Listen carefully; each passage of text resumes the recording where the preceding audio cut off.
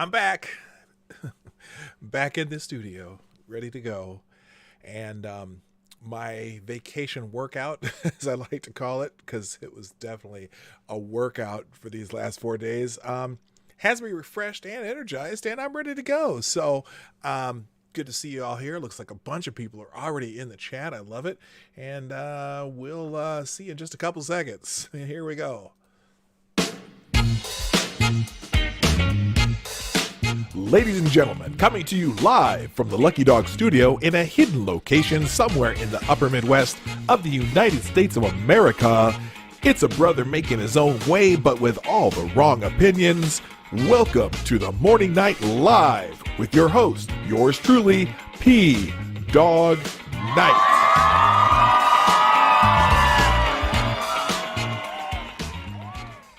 Hello, everybody. Welcome to the Morning Night Live. It's me, your host, on the screen, PDawgKnight, Marty, whatever you want to call me, but I am known as PDawgKnight on the internet. And welcome back to the Dawg Knight Channel. I know that we're now that I'm monetized, there's commercials, and I've made sure that all of my commercials are skippable. Now, if you are having problems with that, let me know and I'll go check my settings again. But I set it up so that I wouldn't have any that you couldn't skip if you didn't have to. So anyway, hi, how are y'all doing? I'm back from my my 1,100 miles of driving and probably the almost the equivalent of walking. Yes, the North Shore Superior vacation in between Duluth and the Canadian border was a success. Lady Boomer and I had a great time. Although we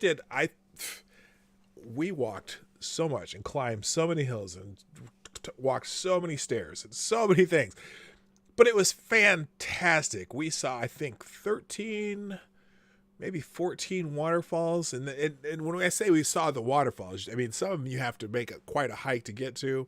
Some you kind of have to climb up a bunch of rocks to get to. Like some we didn't plan. We just saw this creek. It looked like there was a small waterfall. So we went and checked it out and we're like, oh, there's more up there. Oh, wait, there's more up there. So we would just climb higher and higher and higher. It was fantastic. It was so fun. Plus we saw a couple really cool lighthouses, saw a train museum. It was a great trip and I really enjoyed it. But while I was gone, there was news and news people making fools of themselves. Apparently, I hadn't seen it. And I'm just like, holy smokes, people. Holy smokes. Wow, did we see any wolves? You know, we didn't see any wolves, but we did see a black bear while we were out there. We were at this one overpass, right? We stopped. All these people were stopped at the overpass because it was I can't remember which river it was, Tikanachi or something like that. We get to the overpass. We're on the bridge, and we're looking down at this waterfall. And there's more if you go down, down below the bridge. But we look over to the left. And on this tree, there's a little black bear. Climbed up the tree, eating berries out of the tree. All right, so my wife's over there. She takes a couple pictures, gets a little video. Fantastic, right? Then we go trek down underneath the bridge because that's where you can see the waterfall much better. And my wife is right near the water, and because she was looking for a piece of driftwood to take back to her mom. So she finds this piece of driftwood. She picks it up. And she stands up, and about 120 feet behind her, this little black bear cub came down to the water to drink some water. So we got a couple pictures, we got some video of that, and fantastic. It was just like the craziest thing. Now my future, I don't know, I'll call him my future son-in-law. I don't want to jinx it. We sent a picture to my daughter and him, and my daughter's like, oh my gosh, Jess is not going to believe this. He's been going up there for years and never saw a bear. He's always wanted to see a bear while he's up there. Well, poof, we get to see one. So anyway, spotted a black bear. You looked at the mirror again. Hey, easy there, Duncan. I gotcha. Anyway, all right, let's say good morning to everybody real quick so I can get the show started here. Good morning. First in the chat today is Gunfox61, who I owe some correspondence to. Yes, we're going to work on that that Discord server this week. Also, good morning to Richo, my friend from down under. CNN sucks, the most redundant name on the internet. Renee Mayette, that's wiped. Oh, we got our first. Oh, goodness gracious. Way to start the day off right. X-Bubba Hotep with the first super chat of the day. By the way, via the Streamlabs link with the 2222 who says, good morning. Let's start this day off right. Yes, thank you so much, sir. That is so kind of you to start right off the bat there. First super chat of the day. And oh, shoot. I did not reset this. Well, you are the superstar donor of the day. I'm going to fix this real quick. Restart that. Fix that. Click that. And, well, if you're still going to get the... here, I'm going to redo it so you can get the right alert. Oh, it didn't do it. Anyway, well, that's our... I still like that GIF anyway. So, thank you, sir. Also, good morning to Renee Mayette, who says that's wiped. Aaron Meredith, Chi-Town J. Yes, I saw you had that 5-minute commercial. Thankfully, it's skippable. Black Hebrew Israelite. That's right. Who's in the house. Good morning, Fox P2. Maddie, the news chick. Thank you for tweeting out the show this morning, Maddie, as you always do. That's very kind. Also, let's see. Hey, Larry, what's up? Tyler F. Yo, what up, dog? Uncle Bobbity, good morning. And Mike Savage, Blarg, Kessler, Stab and Joe Scarborough. I'm just scrolling down, guys. Select a boy. Yeah, boy. Who else? Duck Dog, what's happening? Peter Allman, hey, nice to see you back. I haven't seen you around for a while. Good to see you here. You may have been just lurking or something. Grillin' Pirate Pete. I said Peter Allman. Jonas Pedersen, what's happening? Seen you over at HB stream a couple times. Atheist Icon, y'all are talkative today. Sean DW, what's up? I'm getting the Stacey Abrams. We need to flip the Senate commercials on my channel. Do they know? Oh my God. Thank you for letting me know that. By the way, I haven't had a chance to download a lot of things that we, all the stuff that we,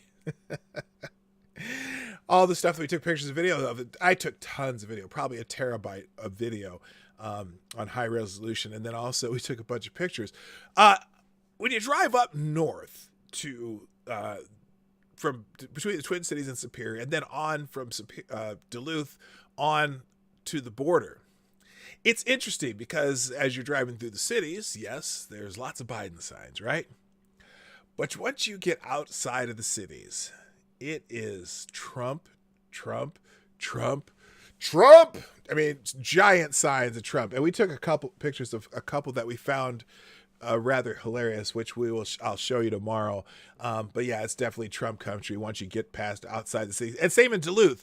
In Duluth, you go through the really high-end neighborhoods as you're driving through Duluth to get to the North Shore Highway 61. And as you're still in Duluth, you get all these highfalutin houses. They are... thank you again, Expo Home Tech. I'll get to that in just a second.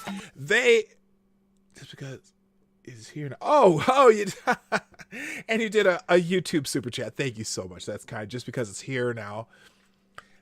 Thank you so much. Yes, I do have YouTube super chats and Streamlabs. Still prefer the Streamlabs, but hey, y'all, you've been so kind to me. I'm not gonna argue it when you give me a super chat.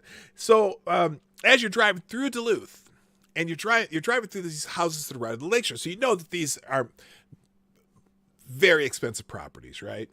And it's all Biden signs, all through the really high ritzy, highfalutin neighborhood, right? And then you get out of Duluth, boom, it's all Trump signs again. And there were a couple Trump signs. I'm telling you, I'm gonna show it to you tomorrow. Hilarious. You just gotta wait. So wait for that treat tomorrow. Anyway, let's finish up here of who's here, and then we're gonna move on. And I think Jaeger Pony, what's happening? My favorite Canadian, Katie did skate, is in the house. God Emperor of Duncan,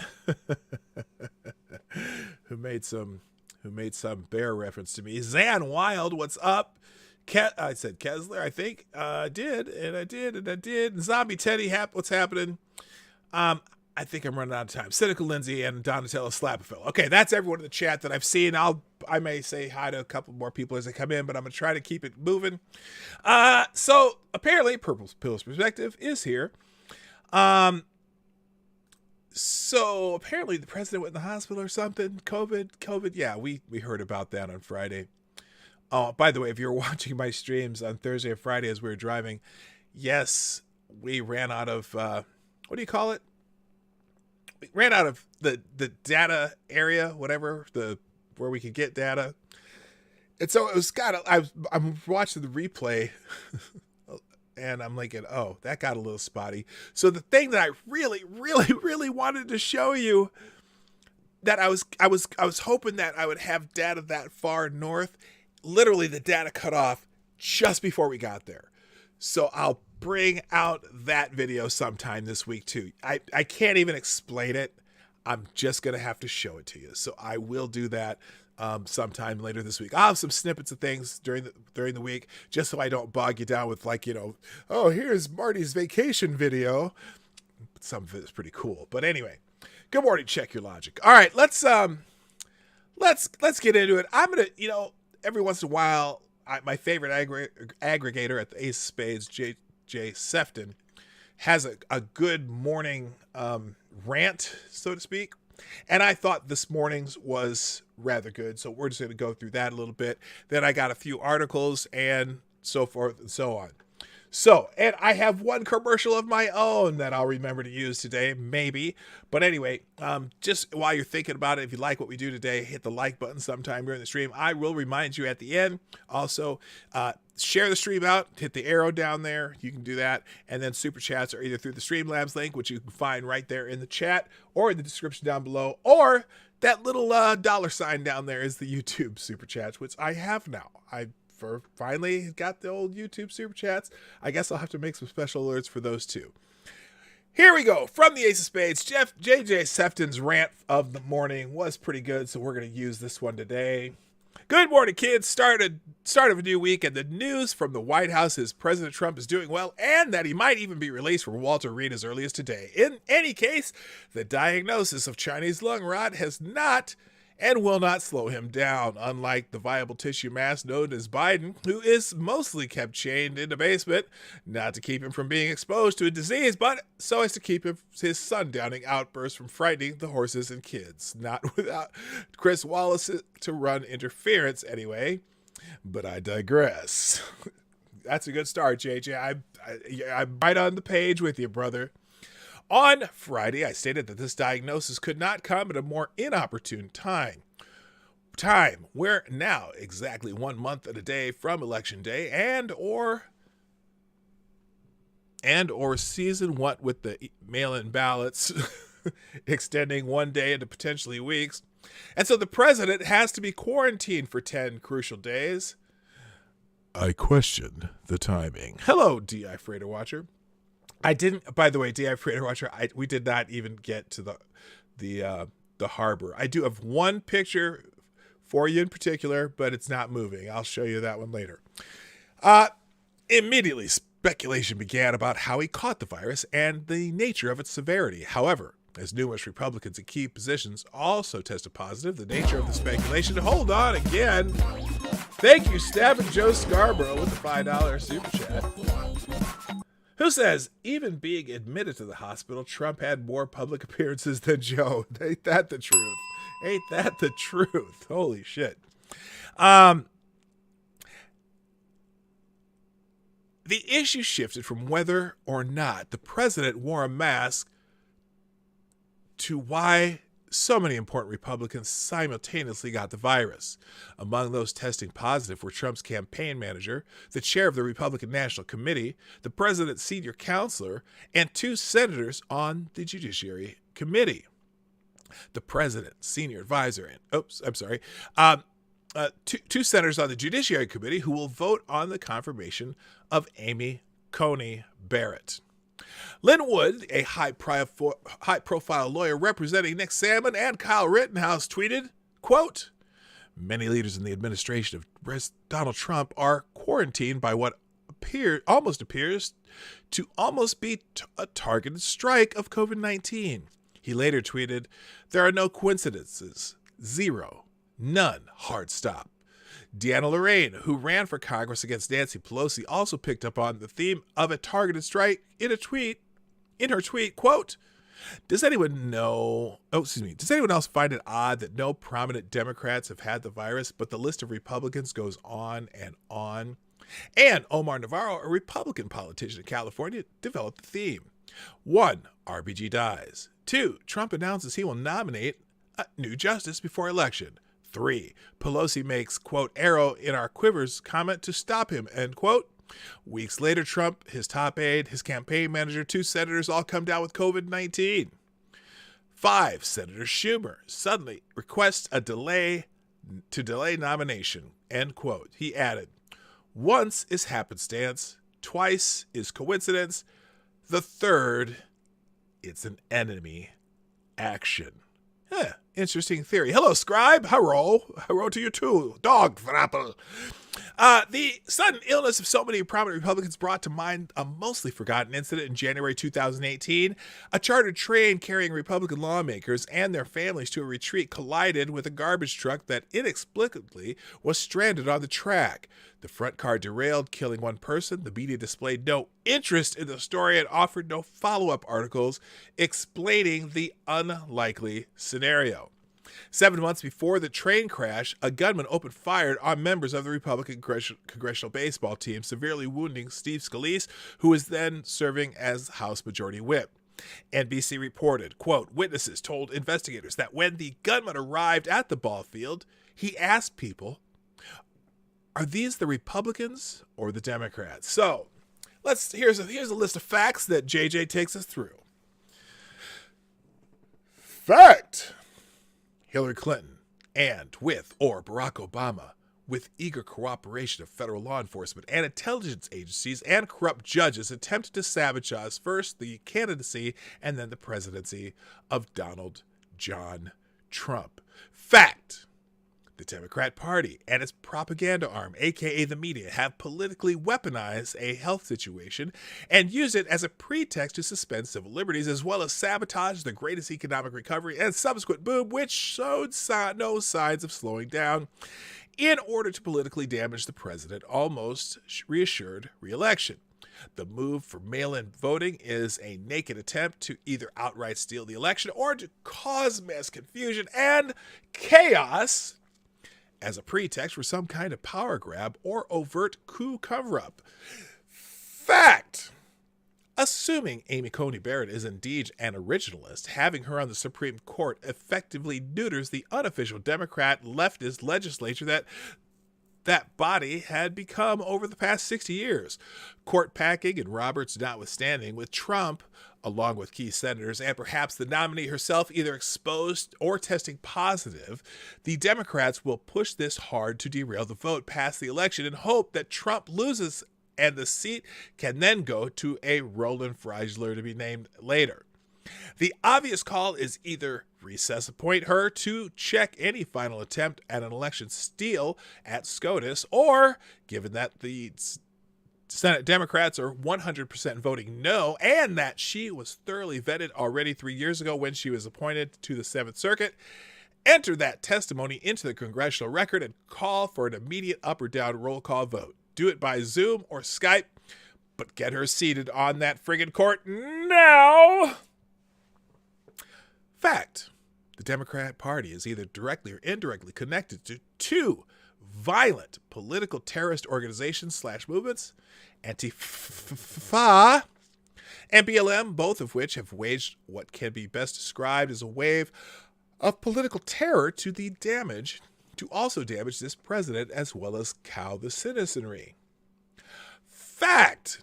Trump's term so far has severely checked China's totalitarian ambitions strategically and economically. Many leading politicians, especially Democrats, and in particular that party leaders, also known as Biden and Feinstein in particular, have been in bed with China for decades, given the recent revelations by a whistleblower claiming the Peking pox did indeed originate in a Chinese biolab. China is asshole. And given the fact that a Chinese agent pretending to be a journalist, no pun intended, who was infected and symptomatic was removed from a West Wing press conference a few months back. Do the math. China is asshole. Thank you, ex-Bubba Hotep, with the devil's donation, $6.66. Fact you say? All I hear is hate facts. Well, I hear you, ex-Bubba Hotep. It's all hate facts. By the way, I did not realize. Oh, the Chinese agent. Oh, is that true? Was that agent? Remember they kicked that person out of the press conference. The Chinese agent pretending to be a journalist, no pun intended, who was infected and symptomatic, was removed from the West Wing press conference. I did not know that. Does anyone have any? Anyone have any information on that? That's interesting. Okay. Anyway, taking all the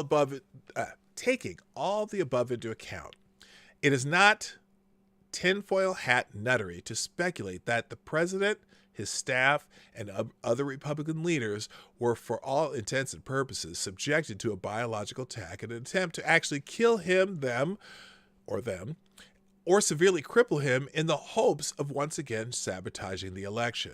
Given that the bureaucracy is probably 90% or more leftist and Democrat, and given how Obama has done a Stalin-like purge of the military and installed bootlicking globalist lackeys and flunkies like Bear Claw Doughboy Vindman as flag officers, I'd be a bit concerned about the staff at Walter Reed.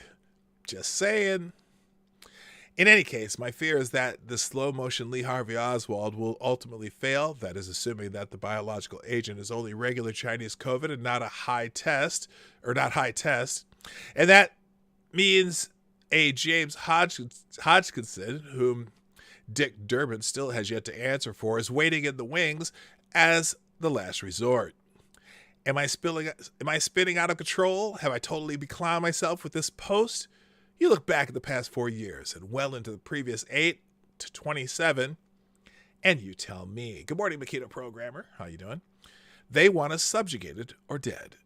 And if they win by hook or by crook next month, that is exactly what is going to happen. Even if Trump wins, as I still think he will, the country cannot go on as before because the other side openly now does not accept its legitimacy. We have no common ground with which to achieve some sort of reconciliation because I don't see how there could be some sort of amicable or at least acceptable split resulting from some two-state solution. It's now an either-or proposition. And then he finishes off, I am not a deeply religious person, but I do believe in the Almighty. I do believe this president is leading a charmed life and he will prevail. It's just a crime and sin that we have to endure this madness at all. That is unforgivable. So that's the, like I said, every once in a while I like to read his intro and, it is awfully interesting. So now they're saying I've heard this. Now I haven't been around for this whole thing. I haven't been paying attention because I was obviously on vacation. But the one thing that I did hear, it's just really odd that they're saying they're tracing this back to the debate that sometime this strain that the president has and many of these other people around him have gotten it all traces back to the debate. And if it traces back to the debate, how is that? And how is it that no one in Biden's camp seems to have gotten this also? Fascinating, right? Fascinating. Anyway, good morning, Attack Alpaca. How you doing? All right, let's get into a couple articles here. Now, I was actually going through... Oh, wait, let me thank you a couple people first. Thank you, Cynical Lindsay. Thank you, Sean DW. Thank you, Tyler F. and Maddie. And that's everyone who's tweeted out the show. Please share the stream. Hit the share arrow or retweet me up there, Twitter, Mind, Gabs, Parler. If you're not following me on those, follow me on one of those so you get notifications, and also so you can repost whatever I do when I do the show. And in fact, I think it's time for a short commercial break. I'll be back in a minute.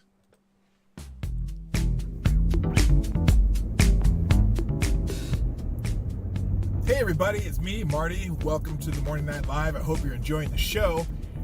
The Morning Night Live is sponsored by you, the viewers of the Morning Night Live. Please, if you have a moment, take time to share this stream by hitting that little arrow down below or up here if you're on a mobile. And please hit the like button. I know you like it, you're still here and you're still watching. And finally, if you want to support the show, you can do that through your donations and super chats, which are in the description down below. You can do that at Streamlabs link or at PDawgKnight.live. That every little bit helps. And thank you for watching. Now back to the show.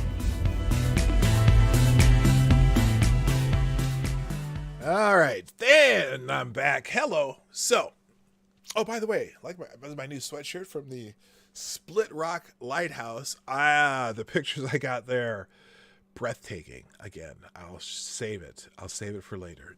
Yeah, I can't skip that commercial. Wait, can't skip the commercial. Did you just get a commercial, Sean, that you could not skip, or are you just talking about my commercial because that would be funny to say? Just curious. Let me know, Sean, when you do that, because if you can't, I'll have to go back and change my settings. I do not want non-skippable commercials. A driving YouTuber keeping his eyes mostly on the road. What the fuck? That is just wrong. Yeah, I try to keep my eyes on the road when I do that. Anyway, do you have to watch her? Wait, what did I miss? Okay. Jay, it would be funny if we found out dementia medication prevents COVID. That's why none of the Democrats have it. That is funny. Well, kind of like malaria. Well, no, we haven't proven that anyway. Thank you, Chicago Mike, by the way, for tweeting out the show. All right, into the articles today. So, a couple related to this, to the president. The media is just beside themselves. And I'm going to give you a couple examples here. First of all, everyone's favorite CNN correspondent, Chris Cillizza, is a little annoyed with the president and the president's doctor. And so he tweets out this article that apparently he wrote. The White House doctor has not covered himself in glory the last 40 hours. Now, here's the article that Chris writes, which is crazy. Obama was a non-skippable... What? Which Obama? Okay, my commercial. Okay, thank you, Sean. That's what I thought. Here's Chris Cillizza's his article. The White House doctor didn't come close to telling the truth about the president's condition. And I'll just read the beginning of it. I got another one like it. On Saturday, White House physician Sean... This is Chris Cillizza speaking. On Saturday, White House physician Sean Conley said this when asked about President Donald Trump's health and treatment. This morning, the president is doing very well. He is not on oxygen right now. He has not needed any today at all. Later in the day, less than an hour after Conley's statement, came a contradictory statement from a, quote, source familiar with the president's health. That said, the president's vitals over the last 24 hours are very concerning, and the next 48 hours will be critical in terms of his care. Now, let me ask you a little question just about that, because he continues. Asked about the discrepancy between the two statements, on Sunday, Conley said this: I was trying to reflect the upbeat attitude that the president in his course of illness has had. I didn't want to give any information that might steer the course of the illness in another direction, and in doing so, it came off that we were trying to hide something. Nah, whatever. Who cares? Let me ask you something. So we have the president's doctor coming out and saying what he said. And then they have this source, quote, a source familiar with the president's health. That's in the president, blah, blah, blah, blah, blah. Anybody see the problem there? Does anybody see the problem? Well, first of all, it's a source, a anonymous source familiar with the president's health. Yeah, right. Was that source from the Washington Post, maybe? Because they like to make up sources, right? Versus his doctor. Okay. Anything? So, whatever else Seliz is bitching about here, I'm going to read the second article before I tell you the answer. Here's another article, though. Here's another one. Get rid of Chris. Don't care about you. We're going to go back. Whoops, don't want that. Move back. Let's go here. Go back. There we go. Now, here's also another article in, I think, is it Forbes? Yes, here's Forbes, okay? Here's Forbes. Someone named Olivia Messer tweets this. The president is likely the first human being on the face of the earth to receive a triple whammy of remdesivir, whatever, how you say it, monoclonal antibody drugs, and dexamethasone, almost all at once. And then we got the article from Forbes, all the president's medicine. No one receives worse medicine, the old saying goes, than the poor and the powerful. The poor because they face so many barriers to medical care and supports, and the powerful because they face no barriers at all. The latest updates on President Trump's COVID treatment suggest he is very much of the latter ilk. The day after his positive diagnosis, he received 2 experimental therapies, the antiviral drug remdesivir and Regeneron's anti-SARS-CoV-2 monoclonal antibodies in combination with vitamin D, famotidine, Pepsid, zinc, and melatonin. It was announced Sunday afternoon that the dexamethasone, why is my phone ringing? Shut up, phone. The dexamethasone steroid was thrown into the mix on Saturday. Neither hydroxychloroquine or not, blah, blah, blah, blah, blah, blah, blah. Anyone know what the problem here is? Anyone figured out? Let's see, check the chat here. Yeah, it doesn't look like anyone has it here. Okay, here's the problem. Thank you, Cryptic, with the $5 super chat from Streamlabs, who says, I better get my fingers ready. He says, after being holed up in the house due to COVID, my wife has started having this weird nightmare that our house is made of celery.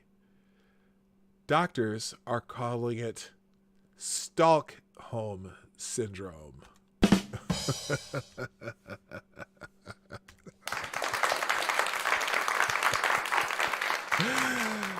Oh.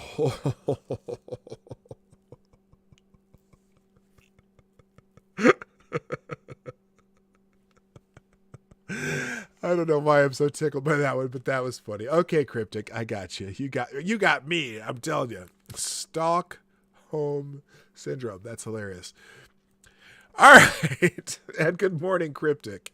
Good morning, MC, also, who's in the house. Hammer time.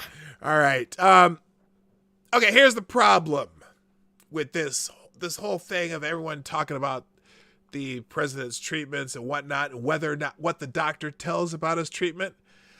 Guess what? Jim Garrity hits the nose on the head. Wait, the nail in the head? Whatever. He punches it right in the face. In addition to HIPAA limitations, the American Medical Association's Code of Ethics declares, quote, physicians have an ethical obligation to preserve the confidentiality of information gathered in association with the care of the patient. In other words, the president's doctor can't lay out every detail of his condition. Rapid tests. Oh, wait a minute. Hang on a second. HIPAA applies to the president, too. Thank you, Advocatus Diabli, the devil's advocate. HIPAA does apply to the president, too. Thank you, Chicago Mike, by the way, who says, for the $4.99 on the Streamlabs, wasn't Deep Throat a source familiar with the matter? Yes. And sometimes, sometimes the sources have legitimacy and sometimes they don't. Yes, deep throat. Well, it depends on which deep throat. Never mind. I'm not saying it. I'm not going there. Thank you, sir, for the $4.99. All right. HIPAA applies to the president, too. On the menu today, HIPAA, the American Medical Association's Code of Ethics, and other factors that prevent the president's doctor, Sean Conley, from revealing too many details of President Trump's condition without the patient's permission. Wondering just how reliable the rapid tests used by the White House are, Andy McCarthy elaborates on FBI Director Christopher Wray's definition of Antifa and a painfully plausible commercial. So here's the part about the HIPAA thing. Why the president's doctor can't lay out every detail of his condition. In 1996, the Congress passed the Health Insurance Portability and Accountability Act, or HIPAA, which took steps to ensure patient privacy and set the rules for handling of protected health information. Personal health information is exactly what it sounds like. Medical history, test and laboratory results, clinical notes, insurance information, and other data that a healthcare professional collects in the process of providing care.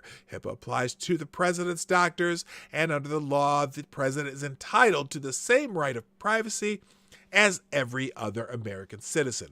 We could argue about whether that should be the case, but that is indeed the law right now. There is no presidential exception to HIPAA. In addition to HIPAA limitations, the American Medical Association Code of Ethics declares, and I do declare, physicians have an ethical obligation to preserve the confidentiality of information gathered in association with the care of the patient.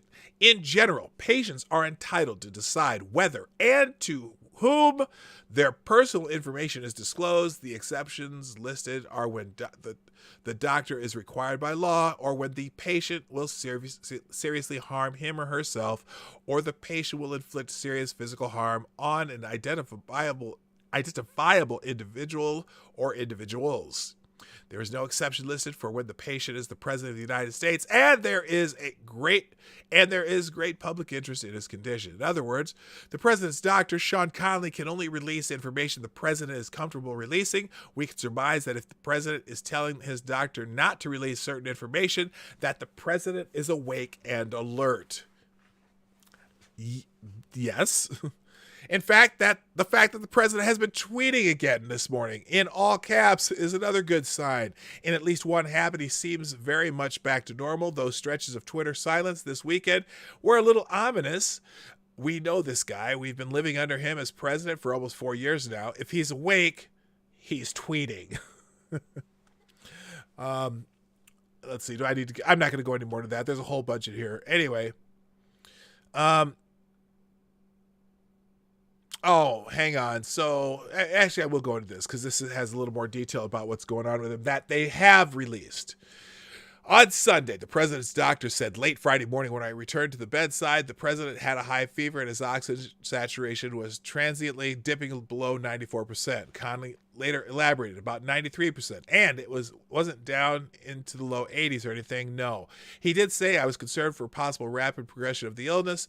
You want your blood oxygen level somewhere between 95 and 100. You're going to hear a lot of doctors and medical students of Social Media University make sweeping conclusions about the president's health. By the way, last week, everybody was a tax expert.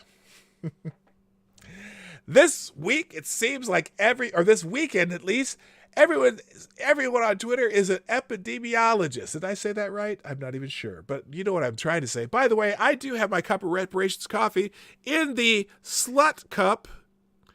That actually stands for Salt Lake City, Utah. Apparently that's a big joke in Salt Lake. And thank you to my daughter and my future son-in-law, I think. I can't jinx that, for the special cup. Anyway, so here's a few pieces of common sense. Each day the president's condition doesn't worsen is a good sign and further indication he will pull through.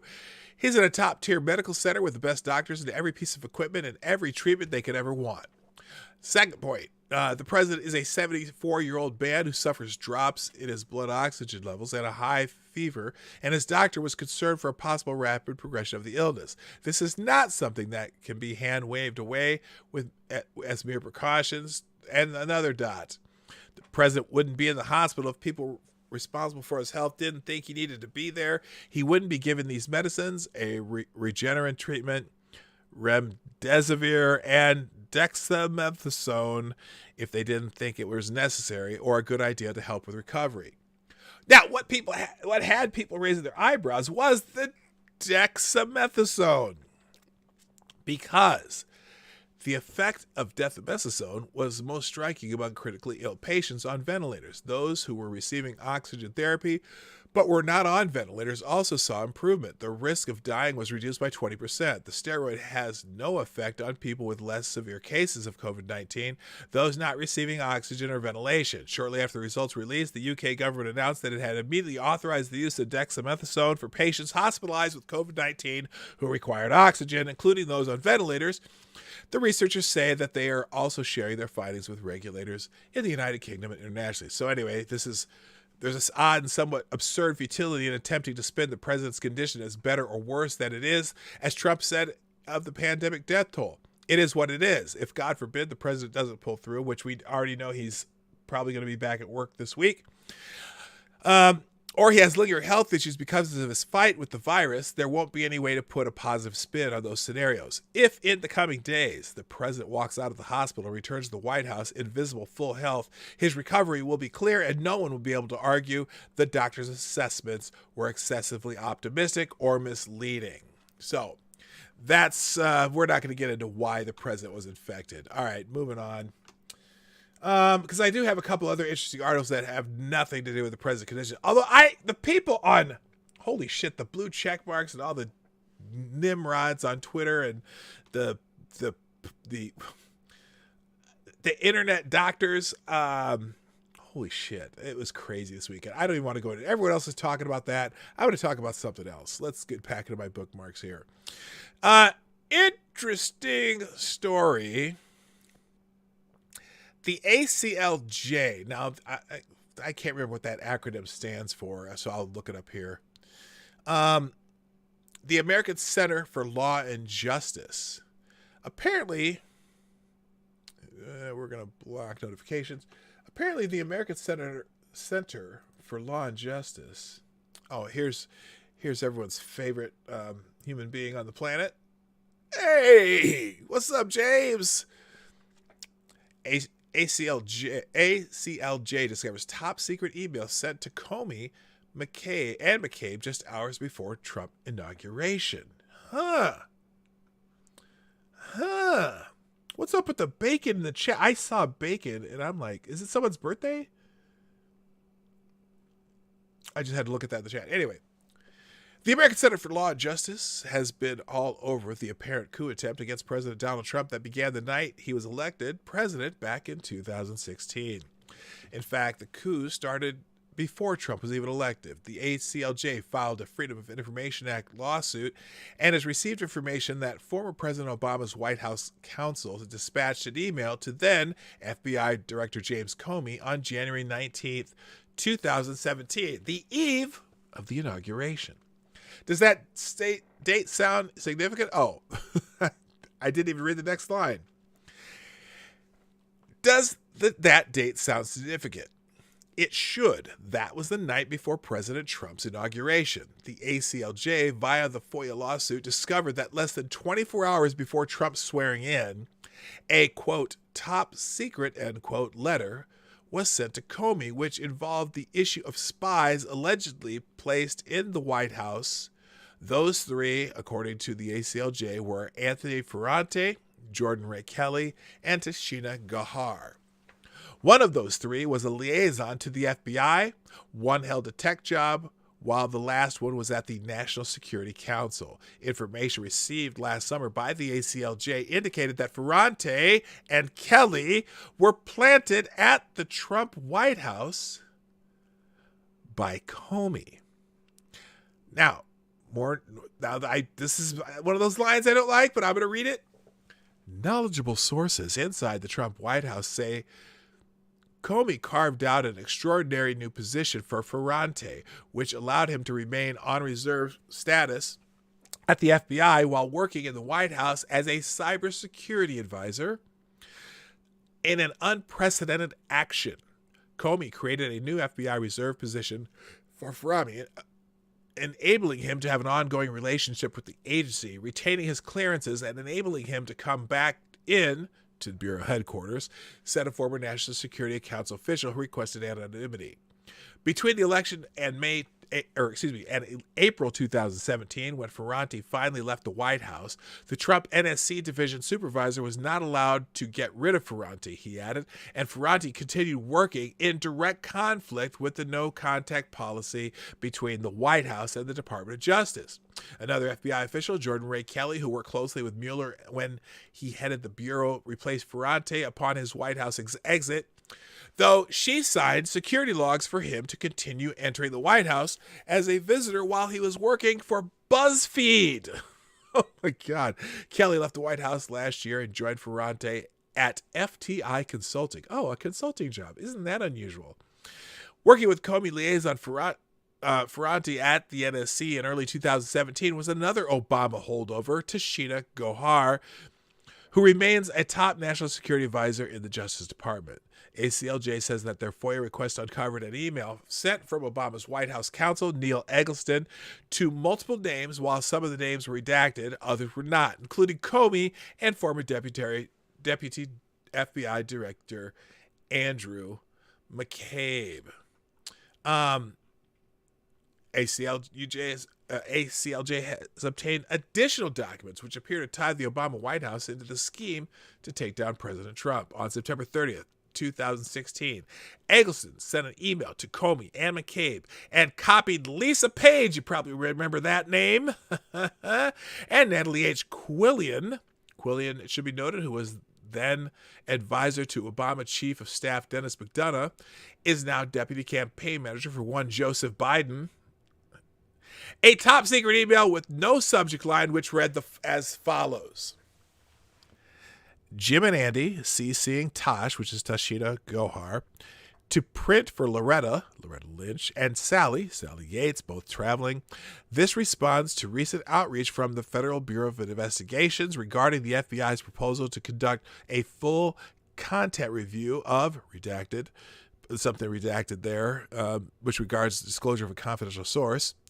We have had the opportunity to review a memorandum from Deputy Director McCabe to Deputy Attorney General Yates, shared by your staff with mine, which sets out the scope and justification for the proposed review. The next paragraph is marked TS for top secret and redacted. The following paragraph is redacted as well. The Obama White House email reads, notwithstanding this concern, we stand ready to work with the FBI and DOJ as we have previously to discuss possible ways forward. To that end, we are available to meet with the DOJ and FBI leadership to discuss next steps. On that night, September 30th, McCabe forwards the email to Comey, Baker, and James Rybicki, Comey's chief of staff, marked top secret, no foreign, and says, interesting response from Neil. I was not aware that we had shared our request with DAG with the White House, to the DAG with the White House. I think it was, well, anyway, we should discuss where and how we should reach back to set up a meeting. A few days later, on October 3rd, McCabe responds to Eggleston in an email marked top secret, copying Comey, Lisa Page, and Quillian, and says, Neil, I understand your concerns with our request, and I'm happy to come over with a small team to discuss with you the specifics at your earliest convenience. Please let me know a POC. What? Please let me know a POC my staff can contact to set up a meeting. Okay, that probably doesn't mean person of color anyway. So anyway, they're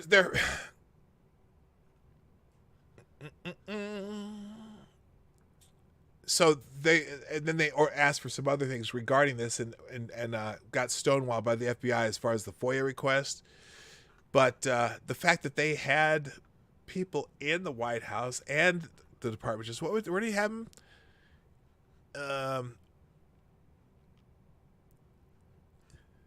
And well, they had it set up so the guy could come back to the FBI. Yeah, person of contact. Thank you. I was All I could think of was person of color. Like, thank you, point of contact. My brain wasn't working. Anyway, so more shenanigans that they're finding more and more of the bullshit that's happening. By the way, there's my... I guess this is a joke in Salt Lake that you see these slut cups everywhere, or slut things. Anyway, all right. Let's see, what else we got? Another one. I hadn't really seen this this Law Enforcement Today magazine or website or whatever. The city of Los Angeles ordered to pay the NRA $150,000. Interesting. Federal judge orders the city of Los Angeles to pay NRA $150,000 in legal fees over a lawsuit. Los Angeles and its clueless mayor Eric Garcetti just got slapped. And slapped hard. Your life makes me sad. On Thursday, U.S. District Court Judge Stephen Wilson ordered the city to pay the National Rifle Association nearly $150,000. Gotcha, bitch. Last December, Judge Wilson ruled that the city had violated the First Amendment in passing a city ordinance that required any prospective contractor of the city to disclose all contacts with or sponsorship of the National Rifle Association. City Ordinance 186000 was passed in February 2019. When the ordinance was passed, the Los Angeles Times quoted LA Councilman Mitch O'Farrell saying, quote, "The NRA has been a roadblock to gun safety reform at every level of government now for several decades," Breitbart News reported. Here's what the ordinance read. It said the city of Los Angeles has enacted ordinances and adopted positions that promote gun safety and sensible gun ownership. The city's residents deserve to know if the city's public funds are spent on contractors that have contractual or sponsorship ties to the NRA. Public funds provided to such contractors undermine the city's efforts to legislate and promote gun safety. Well, in the court filing, NRA argued that the ordinance was a violation of the First and 14th Amendments to the Constitution. It allegedly created a situation where contractors were afraid to speak their minds out of fear of forfeiting city contracts on which their livelihoods depend. The NRA also claimed the ordinance turned free speech into government-compelled speech, so the judge ruled in favor of the NRA and granted a preliminary injunction preventing the city from enforcing the ordinance, and awarded the NRA $150,000. So, way to go, Eric Garcetti and the Los Angeles City Council. Congratulations. You played yourself. All right, moving on. One more from the law enforcement day. This one, did you hear about this program in San Francisco yet that they were thinking of cooking up?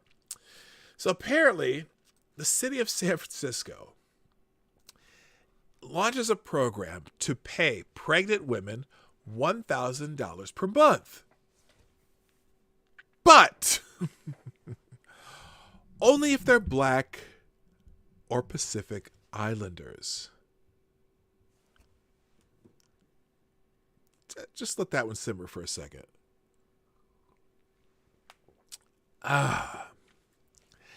In what can only be referred to as a textbook example of the dictionary definition of racism. The hell happened there? San Francisco's mayor, London Breed, has announced a new city-funded project entitled Abundant Birth Project. The project has set aside $2.25 million cash payments for women. That was my bell. The payments are $1,000 each and are paid for each of the 9 months of pregnancy and the first 6 months of the baby's life. So, okay, I'm going to get into it in a minute. I'm going to read this a little more first.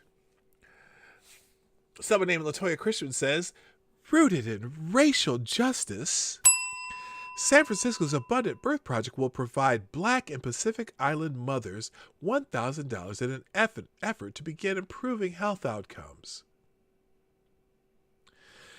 The $15,000 cash stipend will be paid to 150 San Francisco women on one condition. Your ethnicity must be Black or Pacific Islander. White, Hispanic, and Asian American women need not apply. And the mayor doesn't want to stop there. She would like to extend the payments an additional 18 months for a total of $33,000, which would add $2.7 million to the program. While part of the funding is reportedly contributed by private donations, the city is reportedly contributing taxpayer money to the program as well. Yeah, this is the program where they said, oh no, we're going to get this all privately funded. We're going to have companies donate, and we're going to have this all privately funded. Nope. So, while they tried to use statistics to justify the program's exclusion of all but two ethnicities, no amount of bloviating will change the fact that providing money to people simply because of their skin color or ethnicity while denying the same benefits to others for the sole purpose of theirs is racial discrimination. Providing guarantee...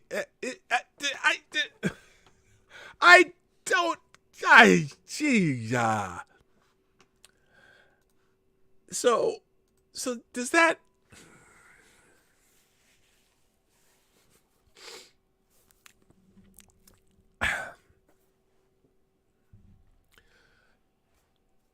Doesn't that just... It promotes getting pregnant just to get an extra $1,000 a month. I don't get it. Why? How?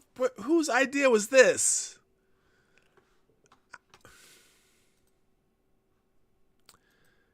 Damn. Thank you, Jim Beam, for tweeting out the show, by the way. And I think you're here somewhere. I thought I saw your name scroll by at some point. So hi everybody. Yeah, whose damn idea was this? By the way, 56 in the show right now, and I got 29 likes. Hit the like button if you remember. Who thought of this idea and why? I don't get it. Anyway, can we move on? Yes, we can. Oh, James O'Keefe has a new thing coming out. Did you see this? Apparently, they got some goods on Mark Kelly, who's his wife. She's the woman who got shot in Arizona. She was a congresswoman. I can't remember her name. Anyway, it'll say in the article, I'm sure. James O'Keefe has found some... Now, this is a Breitbart article talking about James O'Keefe.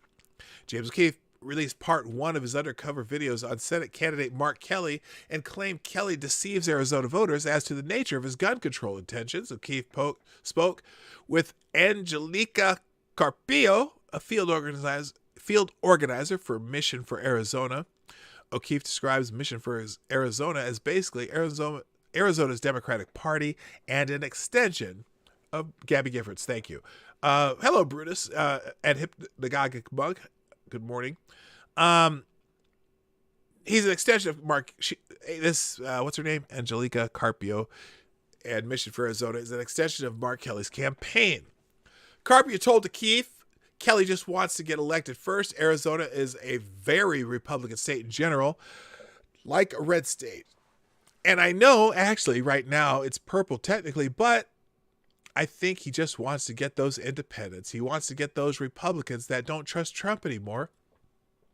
And one of their main issues is guns. She went on to suggest that this is why Kelly has not voiced his gun control positions.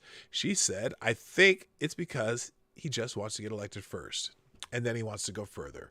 Carpio mentions that staffers want Kelly to come out and discuss his gun control plans now, but he's trying to be elected, and then he'll implement the measures. Let's see. Let's just watch this for a second, and we'll go for there. Hang on. He just wants to get elected first. I know we always can't trust politicians. I'm like defaming my campaigner. No. I'm James O'Keefe on location in Arizona, and Helica Carpeo is a field organizer for Mission for Arizona, basically Arizona's Democratic Party, and an extension of the Mark Kelly campaign. Mark Kelly can't get elected if he's honest with the voters, and Angelica tells us to what lengths Kelly will go in order to win the election. Arizona is a very Republican state in general, like a red state, and I know, actually right now it's purple, technically, but I just think he wants to get those independents, he wants to get those Republicans that don't trust Trump anymore, but one of their main issues is guns. So I don't think he's fully, like, been out there saying, like, I want, like, a full gun, like, control type measure, and I think it's because he just wants to get elected first, and then he wants to go further. He wants to go further. We've heard it before. This time it's Democrat Mark Kelly running for Senate in Arizona. You know, before I go on, I'm just amazed at how far James O'Keefe and Project Veritas has come.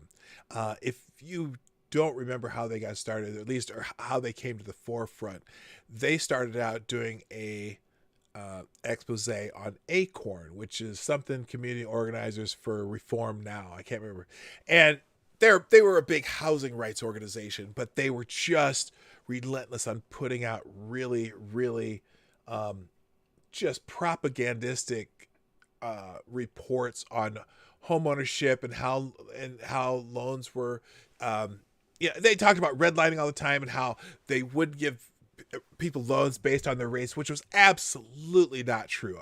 It was when I was in the industry and understood the industry probably better than your average lay person, and it's just the bullshit that they wrote in these reports that got the government to do things that caused the economic issues that we had between it really started in 96 with some of the things the Clinton administration did, and then the Bush administration trying to promote home ownership among what we called emerging markets at the time, meaning people with lesser incomes and or minorities.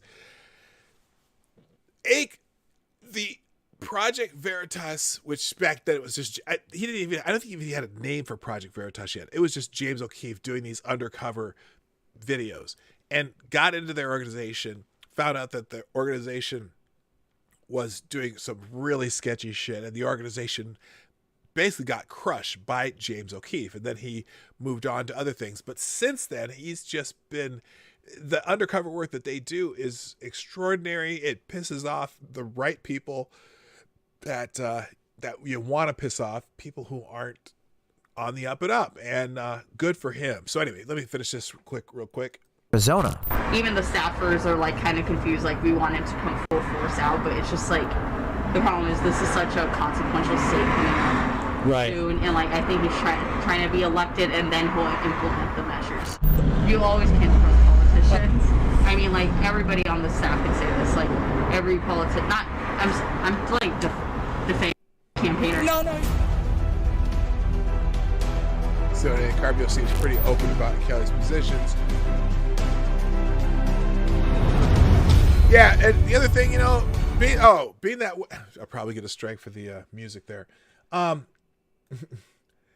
In Arizona is a very big time gun state, so that shit don't play in Arizona, and so he's kind of hiding that apparently.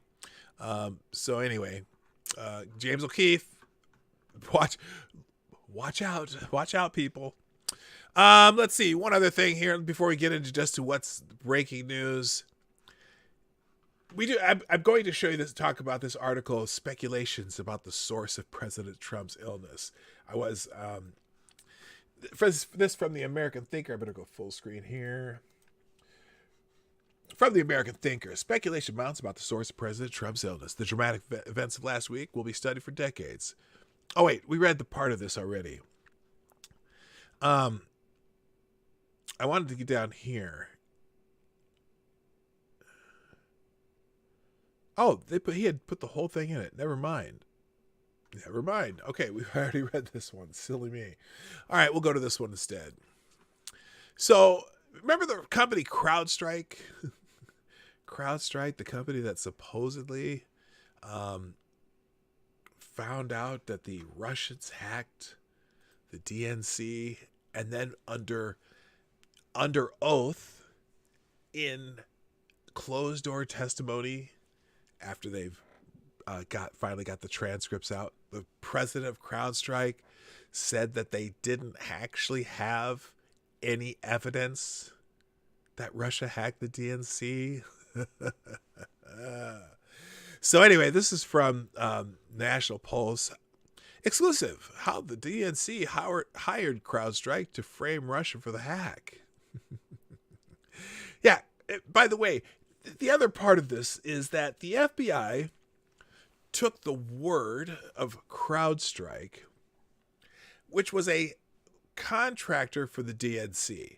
So not only did they not check out the servers, the paid contractor for the DNC are the ones who said the FBI hacked the DNC, and then paid operative by the DNC and Hillary Clinton got information from a foreign spy through a Russian agent, the information that he used to compile a dossier full of misinformation that was used to get a FISA warrant to spy on American citizens. So the DNC was throwing some money around trying to get this shit happening. Anyway, U.S. Director of National Intelligence John Ratcliffe recently declassified information indicating a CIA obtained intelligence in 2016 that the Russians believed the Clinton campaign was trying to falsely associate Russia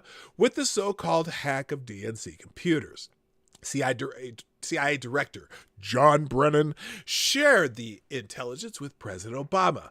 They knew, in other words, that the DNC was conducting false Russian flag operation against the Trump campaign.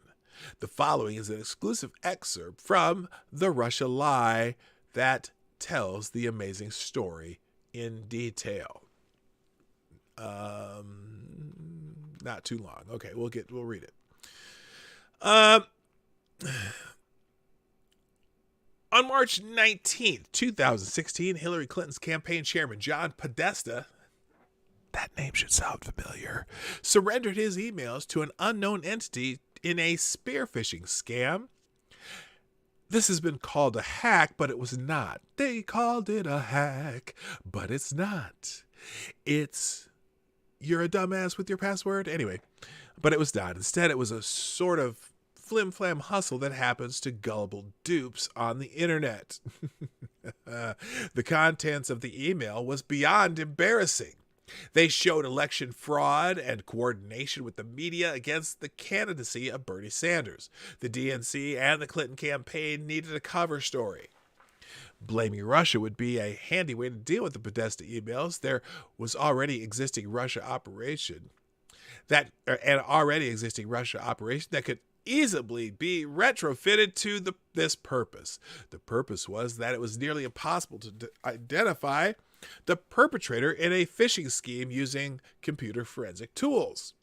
The only way to associate Putin with the emails was circumstantially. The DNC retained a company that called itself CrowdStrike to provide assistance. CrowdStrike's chief technology officer and co-founder, Dmitry Alperovich, is an anti-Putin Russia expat and senior fellow at the Atlantic Council. Sound familiar? With the Atlantic Council in 2016, all roads lead to Ukraine.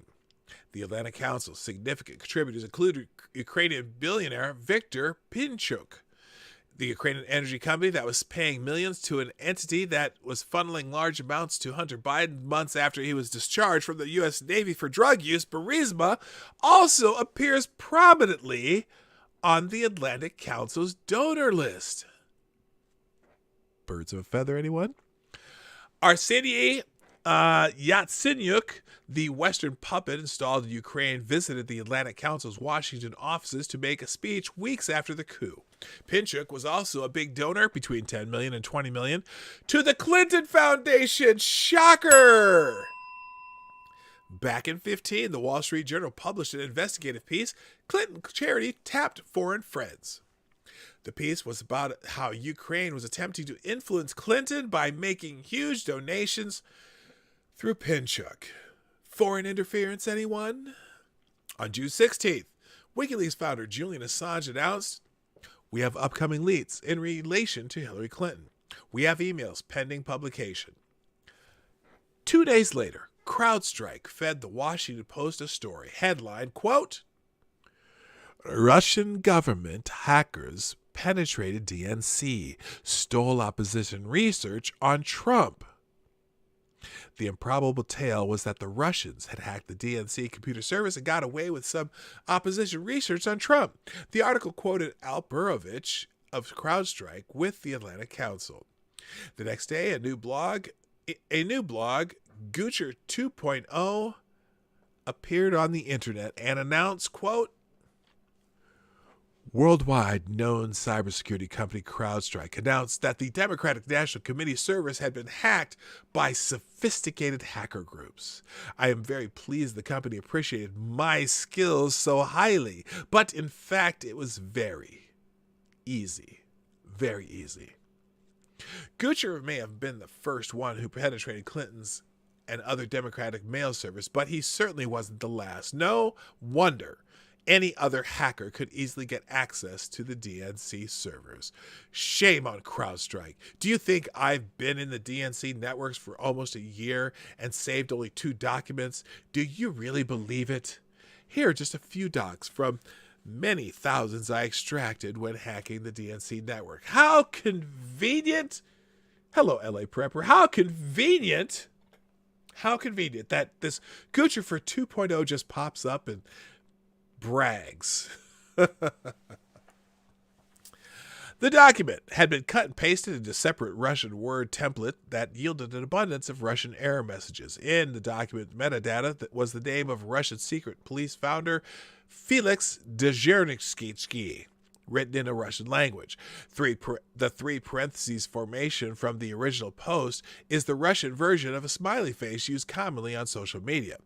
In addition, the blog's author deliberately used a Russian VPN service visible in its emails, even though there would have been many options to hide any national affiliation. Oh, were they leaving a trail of breadcrumbs? Crumbs.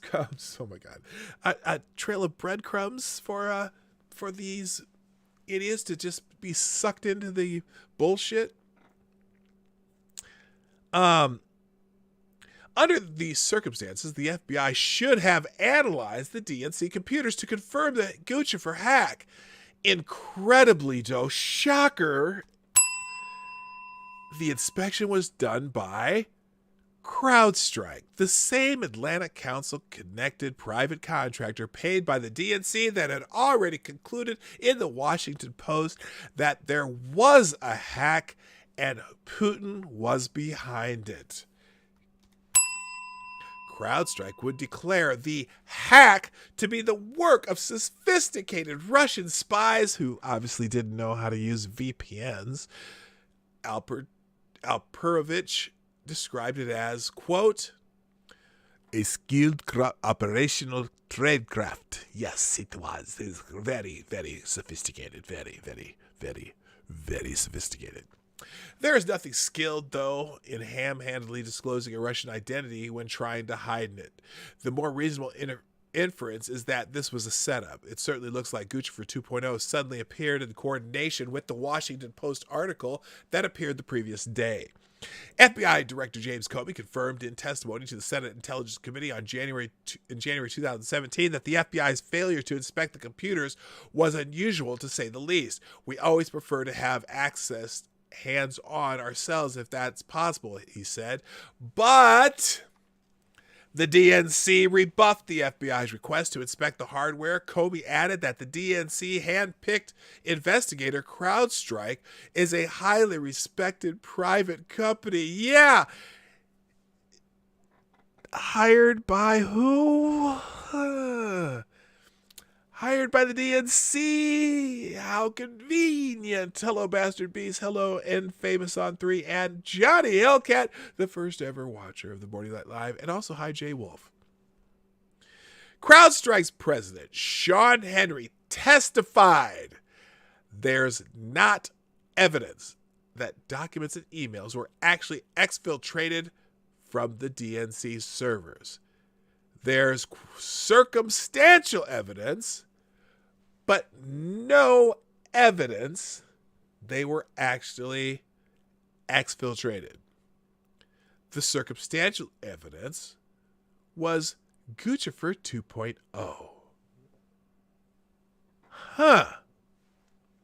This was a crucial revelation because the thousands of ships of Russiagate launched upon the positive assertion that CrowdStrike had definitely proven a Russian hack. Yet this fact was kept from the American people for more than 3 years. Yeah, that came out in that they were declassifying documents. And guess what? You know where this was all being the transcripts from the congressional testimony in the SCIF, the one that they didn't have in front of the public where this information came out. Who kept this information from the American public? I mean, who could have released it but didn't, and then they had to have to wait till this was all declassified? What's that guy's name? Has a weird kind of long, skinny neck, pencil neck. Adam Schiff. Yeah. Adam Schiff demanded this information be locked away. Interesting. Isn't that interesting? Isn't that special? On December 22nd, 2016, CrowdStrike caused an international stir when it claimed to have uncovered evidence that Russia hacked into a Ukrainian artillery computer app to help pro-Russian separatists. Voice of America later determined the claim was false, and CrowdStrike retracted its finding. Oh, not the first time, huh? It doesn't feel like the first time. It feels like the very first time. That was terrible. Okay. Holy shit. Voice of America later determined the claim was false, and CrowdStrike retracted its finding. Ukraine Ministry of Defense was forced to eat crow and admit the hacking never happened.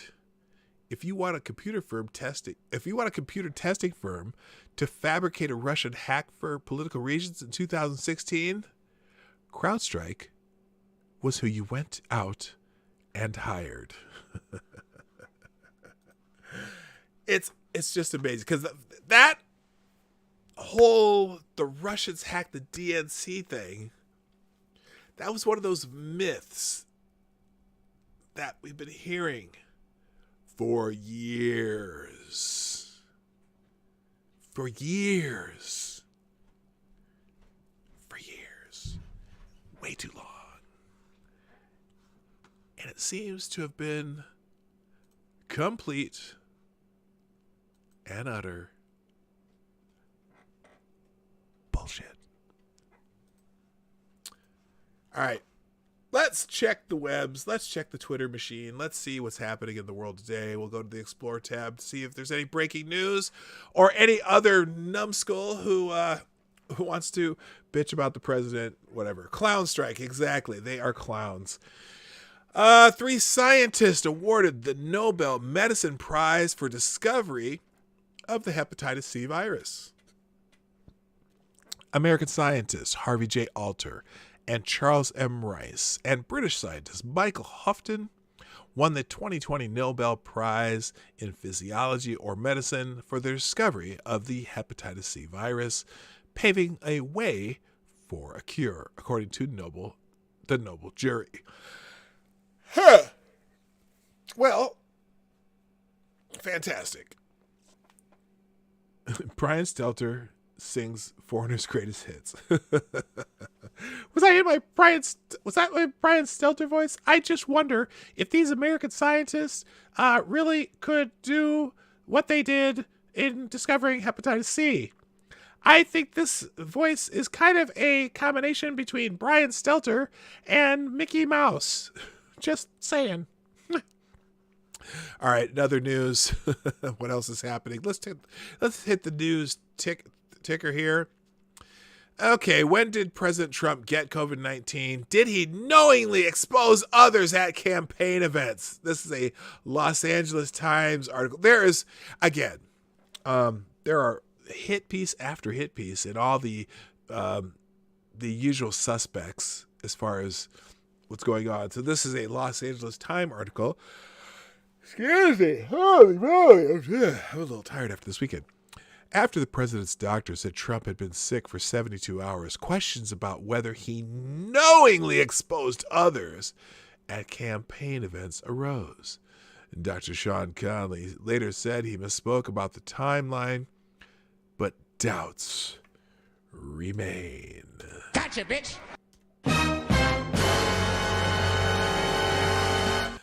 Let's see the thread by the Los Angeles Times here. This is their breaking news. White House officials and President Trump's doctors offered conflicting timelines for when Trump tested positive for COVID-19, spurring questions about whether Trump knowingly exposed others to the virus. Here's what we know. At a press conference outside of Walter Reed Hospital on Saturday, the president's physician, Dr. Sean Conley, said the president was 72 hours into the illness. The new timeline would suggest that Trump knowingly exposed his employees and supporters to COVID-19 at a rally and fundraiser in Minnesota on Wednesday and an intimate fundraiser in New Jersey on Thursday. The White House quickly attempted to walk back some of the doctor's comments, and Conley released a statement saying he misspoke. And this is some cleanup from the president's doctor, who says he misspoke about the 72-hour timeline. Diagnosis was Thursday night, announced after midnight on Friday. The contradiction. Wait a minute. 72 hours. What did he say it was 72 hours? What day did Conley say this? Well, right now would be... Okay, never mind. Whatever. A new timeline suggests Trump... Okay, that... and the White House quickly attempted to walk it back. Contradictions. The contradictions and the administration's long record of providing false or opaque information fueled mounting confusion about Trump's illness and how the White House has handled it. Both Conley and the White House officials confirmed that Trump had been considerably sicker than previously announced, even so that he required supplemental oxygen on Friday morning after laboring to breathe. A senior official anonymously released a more dire assessment. The president's vitals over the last 24 hours were very concerning, and the next 48 hours will be critical in terms of his care. We are still not in the clear, on a clear path to full recovery. Really? Okay, so the first person commenting, Trump knew. He hasn't been tested daily. He hasn't been tested before traveling. He wasn't tested before the debate. It was a rule. He wasn't tested before going to Bedminster for his fundraiser. I wouldn't trust anything they say. Trump knew, and he was unwell and just did it anyway. Yeah, whatever. What the fuck? Are these really Trump's doctors? They are wearing the wrong mask. Okay. Enough of that stupid bullshit. Anyway. That's the Los Angeles Times story. What else we got? Let's see. Strippers lost. Oh no! Oh no! This is so sad. Strippers lost their jobs during the pandemic. Oh, but wait, there's a silver lining. So they got creative. Oh my goodness. With their club closed, dancers from a spot in East Hollywood launched a successful virtual show. They also got very creative during their performance. Oh, do tell. When the pandemic hit a group of dancers from the strip club, Jumbo's Clown Room, they realized no one was coming to save them. How odd. Okay, should we just read the first... Wait a minute, is this a thread? Yes, there's a thread. Let's read the thread.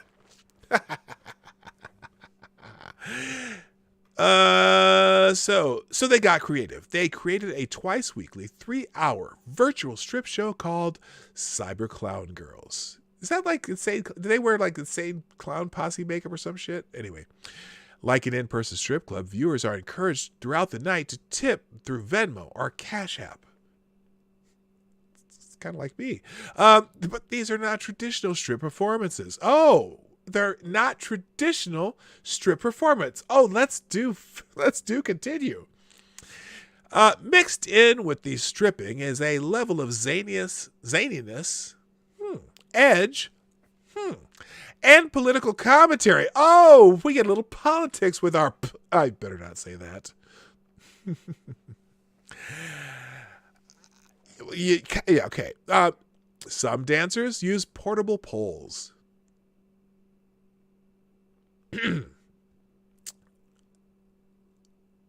Portable? Isn't that... Doesn't half the population have a portable pole? Anyway, just saying. I didn't say that out loud, did I?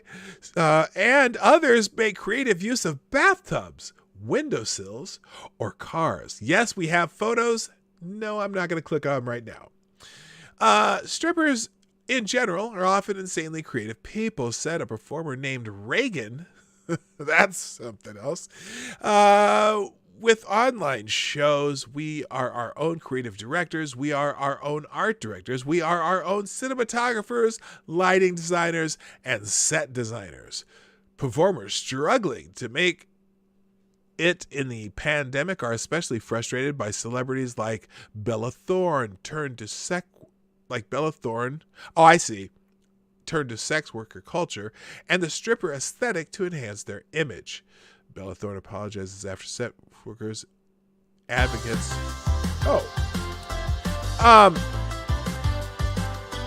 Okay, anyway, you get the drift. I'll tell you what, here's what I'm going to do. I'm going to put that article in the chat for the rest of you, and if you'd like to do your own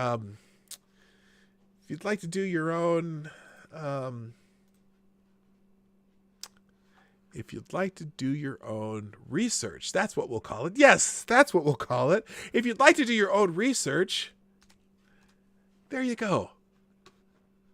Knock yourself out. Thank you, God Emperor of Duncan with the 223, who says, get a pole performance right to your door using my new business venture, Whoredash. Yes, God Emperor Duncan. Thank you very much. Whoredash. You know, what was it? There was where was it? There was some strip club in Montana where they decided they couldn't. It was some strip club where the strippers decided that they were going to be the food delivery service. So they came out and they bring your food and then they do their little wiggle thing that strippers do and while they're delivering food. So the place not only was doing delivery food, but they got a little show on the side. So there you go. What was that about? Happy. Okay. Hello, Rando Scrando. Welcome. I'm glad you're here. Okay. So, we're glad that strippers get creative during the pandemic. Let's keep going here. Trump criticized for the car trip to wave at his supporters while recovering from COVID-19. Now, you know what I noticed here? If you look at this picture, now they made it big. There was, the usual haters and whatever. Boober Eats. That's what it was. They called it Boober Eats. And Famous on 3, I'm not kidding. That's what they called it. Boober Eats. So anyway, okay, so Trump was criticized for his car trip to wave at his supporters while recovering. Notice in this picture, the Secret Service agents that are riding with him are in PPE, are wearing N95 masks, and they're wearing face masks. Okay, because they're criticizing because he put everyone in danger, blah, blah, blah, blah, blah. The president appeared outside Walter Reed Hospital on Sunday, where he is being treated after contracting the novel coronavirus. Trump has been criticized by physicians and media for the trip, which was taken with at least 2 other people in the car wearing full body freaking casts of PPE. Duh. And also the president. Here's the president thanking the hospital staff. We're getting great reports from the doctors. This is an incredible hospital, Walter Reed. The work they do is just absolutely amazing, and I want to thank them all, the nurses, the doctors, everybody here. I've also gotten to meet some of the soldiers and the first responders, and what a group. I also think we're going to pay a little surprise to some of the great patriots that we have out on the street. And they've been out there for a long time, and they've got Trump flags, and they love our country. So I'm not telling anybody but you, but I'm about to make a little surprise visit. So perhaps I'll get there before you get to see me. But I just, when I look at the enthusiasm, and we have enthusiasm like probably nobody's ever had. Our people that love the job we're doing, we have more enthusiasm than maybe anybody. So it's been a very interesting journey. I learned a lot about COVID.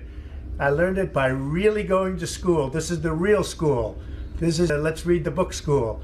And I get it, and I understand it. And it's a very interesting thing, and I'm going to be letting you know about it. In the meantime, we love the USA, and we love what's happening. Thank you. All right, so that was We're getting great reports from the doc. So that was the president just before he went on his little tour for the people outside the hospital. Here's a video of that. Oop.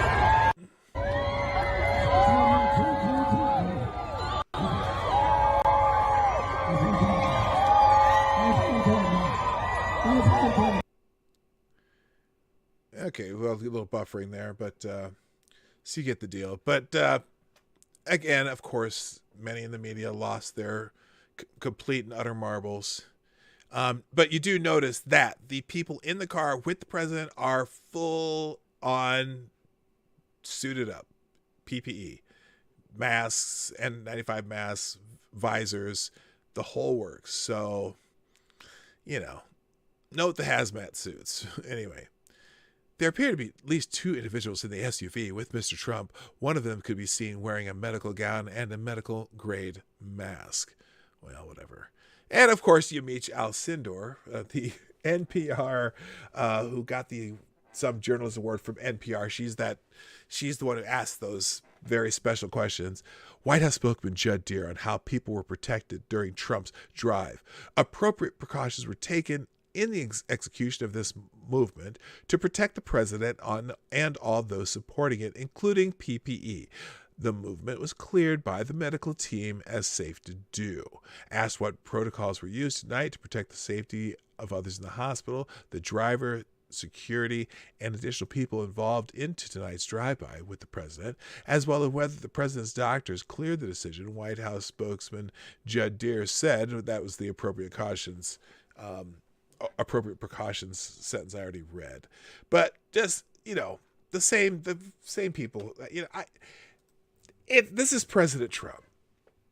President Trump doesn't always play by the rules. Now, the other thing that they got that the media was complaining most about with this thing was that the White House press corps wasn't informed properly and didn't get to go out there with him.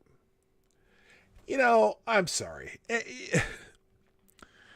The White House press corps, you're not that important. I'm sorry. I mean, yes, you...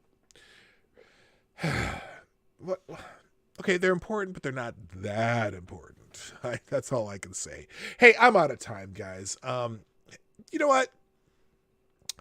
Got to say a big thank you to everybody who watched Thursday and Friday. I know for some of you it's probably, I don't know if that's exciting or if it's boring or it's fun or whatever. It could be a little bit of all of them, because me just driving down the road with the beautiful fall colors up in the North Shore and chat with Lady Boomer, it was fun. And so those of you who hung around, I appreciate you hanging around. We're back into the thing this week. Obviously, I'm back in the saddle, so to speak, and we're normally here Monday through Friday, 10 o'clock Eastern, 9 o'clock Central, 1500 GMT. Before you go, hit the like button. Hit it now while you're thinking. 51 people, 37 likes. Get that like ratio up. I'd appreciate that. Also, like I said, we're here Monday through Friday, 10 o'clock Eastern, 9 o'clock Central. Share the stream out. If you're watching on replay, put a comment down in the comment section just so that I know you're here. And you can do donations and super chats both through YouTube Super Chat, Streamlabs, Venmo, and Cashapp. So if you are willing to help us out, I'm buying some new. I've got some new equipment, but I just got to buy a microphone now. So I'm gonna have a whole new setup, so I stop peaking and my sound will be even better than it is now. I don't think it's terrible, but it could always be better, and that's what we're gonna do. Oh, thank you, Johnny Hellcat, for the $2, who says it's very Marsha. Kind of like Russia, Russia, Russia. Lady Boomer was a hit. Her laugh was delightful. Yes. Yes, she did. No Gene Autry in the stream. I'm just going to read the chat because you guys are cracking me up. It wasn't bad. Okay, good. If you enjoyed it, fantastic. Lady Boomer. I'm looking at Bastard Beast and said Lady Bastard. That's not cool. Lady Boomer giggling on the chat is just hilarious as I went back and watched some of it. And again, thank you, Johnny Hellcat. Also, thank you, Black Hebrew Israelite, for the $2. With the question, did she get any edibles? Well, no. Yeah. Oh, yeah. See, so this past weekend we were in the North Shore, but last weekend she was in Colorado. And the answer is yes, she stocked up on edibles. And I am not allowed to eat any candy that looks like gummy bears or Sour Patch Kids or any kind of jelly candy. I am not allowed and in fact, she brought it back again in a Sour Patch Kids bag. I am never, ever going to eat Sour Patch Kids that I didn't buy myself. Ever. Just saying. No, I'm not going to do it. Not going to do it. And on that note, it's time for me to go. Thanks everybody for being here. I'll be back tomorrow. Have a great Monday. My name is PDawgKnight. And I'm out of here. New outro tomorrow. The old one's still here today. Bye-bye.